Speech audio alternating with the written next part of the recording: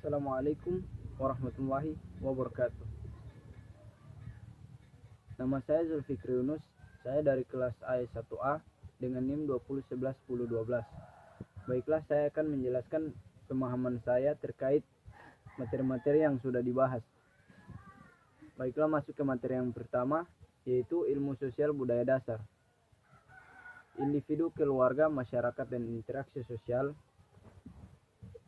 Yang pertama, individu. Individu terbagi menjadi dua dimensi, yaitu segi fisik dan yang kedua segi psikis. Baiklah, yang kedua adalah keluarga. Kelompok individu yang utama bahkan yang pertama adalah keluarga.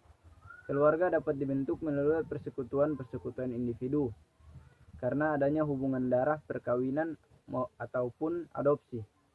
Faktor yang berpengaruh pada keluarga ada tiga, yaitu satu, sosial ekonomi keluarga, faktor keutuhan keluarga, dan yang ketiga, sikap dan kebiasaan orang tua. Ada juga fungsi keluarga. Fungsi keluarga secara luas menurut William F. Cockburn ada 5, yaitu fungsi pelindung, fungsi ekonomi, fungsi pendidikan, fungsi rekreasi, dan fungsi agama. Dan yang ketiga, masyarakat.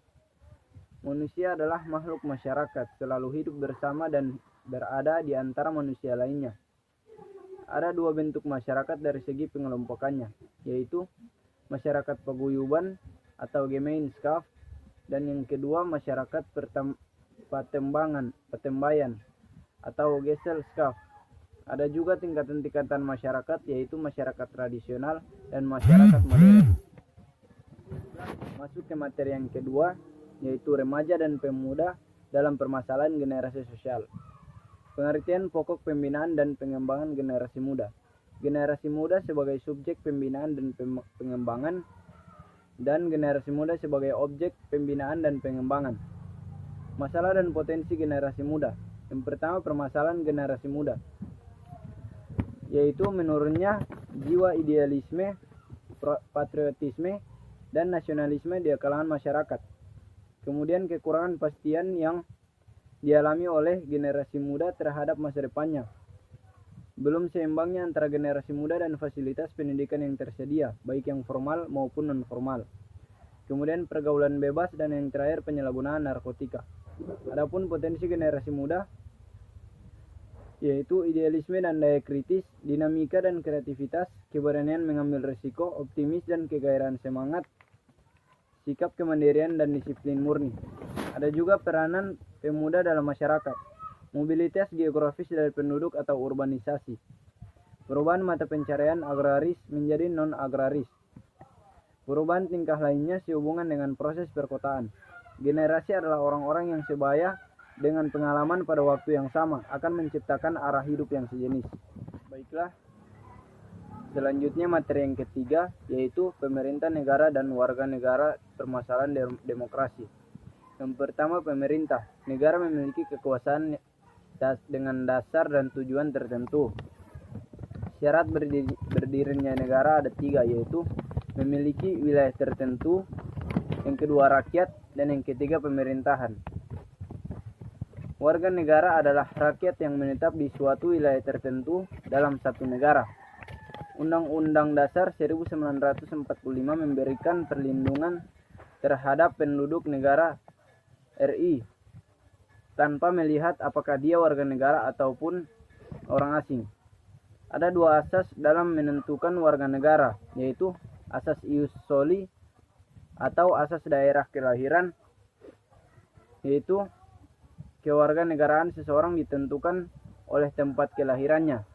Kemudian yang kedua, asas ius sanguinis atau asas keturunan, yaitu kewarganegaraan seseorang ditentukan oleh keturunan dari orang yang bersangkutan.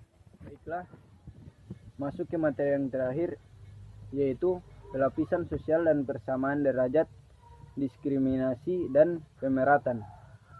Yang pertama, pelapisan masyarakat. Sejumlah individu yang mempunyai kedudukan atau status yang sama menurut ukuran masyarakatnya berada dalam suatu pelapisan.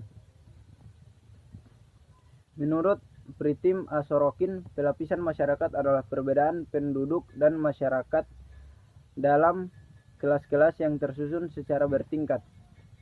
Ada juga menurut Theodorson, pelapisan masyarakat berarti jenjang status dan peranan yang relatif permanen yang terdapat di dalam sistem sosial dari kelompok kecil sampai masyarakat di dalam hal perbedaan hal, pengaruh, dan kekuasaan.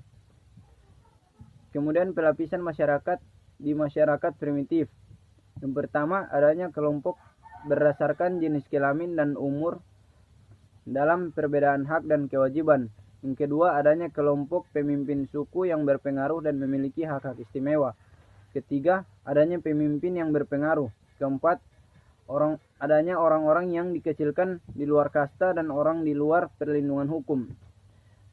Kemudian adanya pembagian kerja di dalam suku itu sendiri.